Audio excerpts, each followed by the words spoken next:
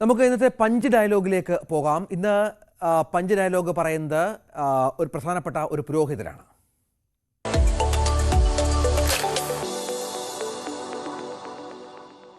ബി.ജെ.പിയെ വെല്ലുവിളിച്ചായിരുന്നു ഇന്ന് അദ്ദേഹത്തിൻ്റെ പ്രസംഗം. രാവിലെ അദ്ദേഹം വളരെ കൃത്യമായി തന്നെ അരമനയിലേക്ക് കേക്കും മറ്റുമായി വരുന്നതിനെ എതിർക്കുകയും പ്രശ്നങ്ങൾ വരുമ്പോൾ തങ്ങൾക്കൊപ്പം നിൽക്കാത്ത ബി.ജെ.പി കേന്ദ്ര നേതൃത്വത്തെ വിമർശിക്കുകയും ചെയ്തു.